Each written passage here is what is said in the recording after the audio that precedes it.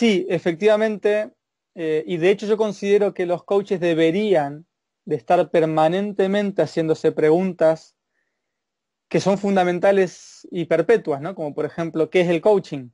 O cuáles son las competencias de un coach, o cuál es el modelo que se debe utilizar, o cuáles son los principios del coach. Es decir, esto realmente no es algo que esté cerrado, es algo que incluso por el bien de la profesión todos deberíamos de preguntárnoslo permanentemente para ver y pulir aquellos aspectos que veamos que no son coherentes o que están fallando, ¿no? Ya sea en la práctica, en el aspecto ético o en el aspecto teórico.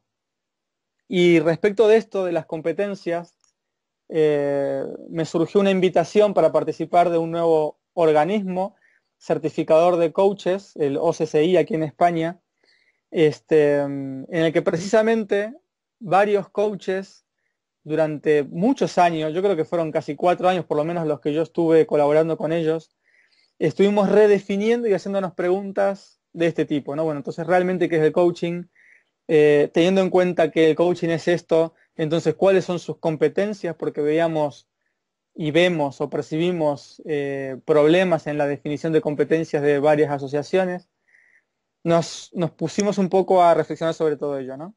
De ahí salieron 4 competencias que son las que tú mencionas, ¿no? Observar, escuchar, preguntar y dar feedback descriptivo. Eh, yo lo que hago en mi libro es cambiar esta última. Para mí no es muy acertada la palabra feedback descriptivo. Yo prefiero hablar de espejeo o de espejar. Y a raíz de ahí, de hecho, le cambio el orden y hablo incluso ya de 3 metacompetencias y no 4. Entonces sería así. Realmente, la observación y la escucha la podemos considerar como una sola competencia.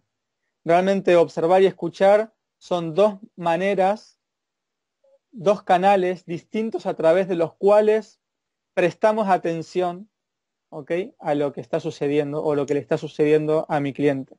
Lo que el cliente me está contando y lo que el cliente está haciendo. Por lo tanto, observar y escuchar es la primera competencia. ¿Por qué la pongo primero? El hecho de unirlas es simplemente una cuestión eh, de que llego a la conclusión de que realmente es prestar atención. Incluso podríamos prestar atención con el olfato y el tacto, ¿no? Y si fuera el caso, realmente uno podría estar recibiendo información de su cliente o del entorno del cliente, dependiendo de dónde está haciendo la sesión, a través del olfato. Lo que ocurre es que la observación y la escucha, como prestar atención, son las más utilizadas y la que más información vamos a recibir y sobre las cuales más estamos acostumbrados a prestar atención los seres humanos, ¿no? Entonces, digamos que la primera competencia es la escucha y la observación o el prestar atención a lo que sucede.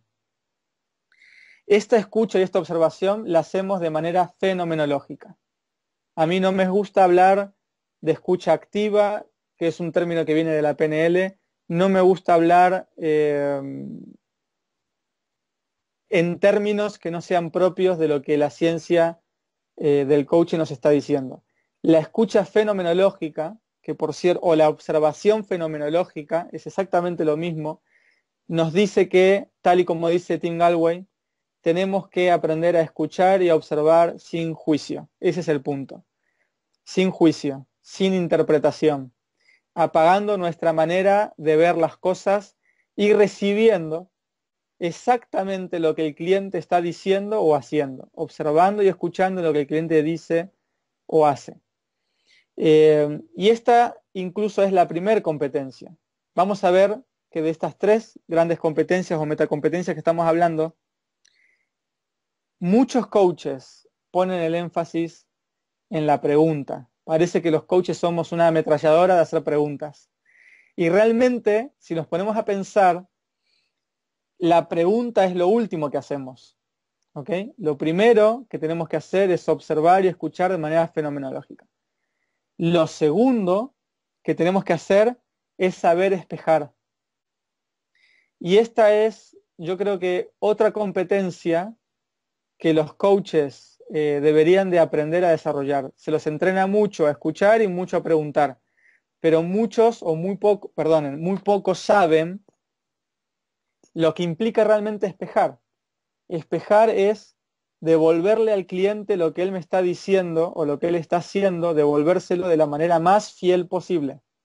¿Ok? Es una devolución de su propia mirada. Por eso decimos que es un espejo. Él se está, es como si estuviera mirando en un espejo, ¿no? Ese espejo tiene que estar lo menos distorsionado posible. Tiene que tratar de ser lo más fiel posible a lo que el cliente me dice. Por lo tanto, no es posible devolverle al cliente algo fiel si yo no estoy escuchando de manera fenomenológica. Fíjense que la relación es directa. Si yo escucho con juicio o si yo escucho con interpretación, lo que yo voy a devolver al cliente va a ser una distorsión de lo que él está diciendo, que está haciendo o está haciendo. ¿Ok?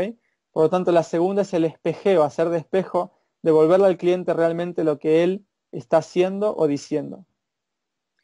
Y recién una vez que hemos conseguido ser lo más fiel posible del cliente en ese espejo, entonces preguntamos.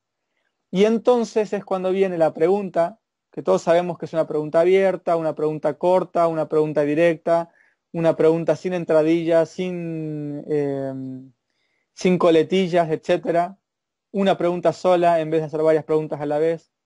Bueno, todo eso lo tenemos muy claro. Lo que no tenemos muy claro y que normalmente se habla mucho en coaching es cómo hacer esa pregunta poderosa. Y es que en realidad no hay preguntas poderosas. No existe una pregunta poderosa, lo que existe es una pregunta adecuada en el momento adecuado. Y esa pregunta adecuada en el momento adecuado, ¿cómo nace? Pues esa pregunta adecuada en el momento adecuado nace de una observación, de una escucha fenomenológica y de un espejo fiel. Si entonces hacemos eso, entonces estaremos capacitados para hacer la pregunta en el lugar donde el cliente me está mostrando que él necesita que se le haga la pregunta. Por eso hablo yo, o hablamos de estas tres grandes o cuatro metacompetencias, porque a partir de estas cuatro o de estas tres metacompetencias que he descrito, ahora nosotros podemos subdividirlas en varias competencias, ¿no? O en varias subcompetencias, si tú quieres. Pero lo fundamental y lo que yo me he dado cuenta es que dominando el modelo Grow como estructura de conversación, aplicando estas tres o cuatro metacompetencias bajo el principio de la conciencia y la responsabilidad, es como nosotros tenemos que formar a los coaches para que respeten la no directividad y desde ella consigan que el cliente despliegue su creatividad, su potencial para conseguir sus objetivos o resolver sus problemas.